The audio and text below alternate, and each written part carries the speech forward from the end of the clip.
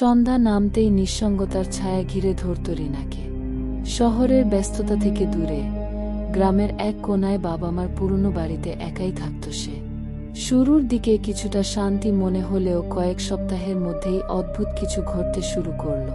প্রতিদিন রাত ঠিক 2টা বাজলে তার মূল দরজায় একবার কঠিন কড়া নাড়ার শব্দ হতো, টকটক। প্রথম কয়েকদিন ভয় পেয়ে থাকলেও বাইরে গিয়ে কাউকে দেখতে না পেয়ে সে ভাবল হয়তো কাকতালীয় কিছু। কিন্তু ধীরে ধীরে শব্দটা নিয়মিত হতে লাগল, তাও একই সময়ে একই ভঙ্গিতে।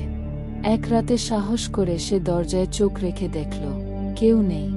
ভোরবেলা গ্রাম প্রধানের কাছে গিয়ে কথাটা বললে তিনি শুধু বললেন, এই বাড়ির ইতিহাস জানো তো?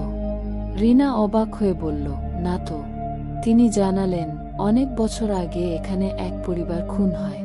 কেউ জানে না কে বা কি করেছিল। এরপর থেকে কেউ এখানে বেশি দিন টিকতে পারেনি।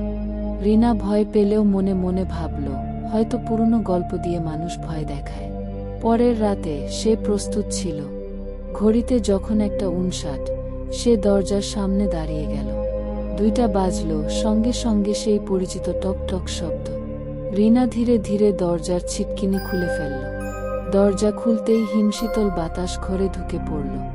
সে কাউকে দেখতে পেল না, কিন্তু স্পষ্ট অনুভব করল কিছু একটা তার পাশ দিয়ে ঘরে ঢুকেছে।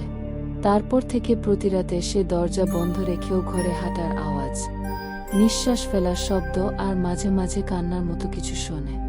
সবচেয়ে ভয়ানক বিষয়, আয়নায় এখন মাঝে মাঝে সে নিজেকে ছাড়া আরেকটা ছায়া দেখতে পায়, যেটা তাকে দেখছে। সেই রাত থেকে রিনা আর একা নয়, কেউ একজন তার সাথেই থাকে সর্বক্ষণ।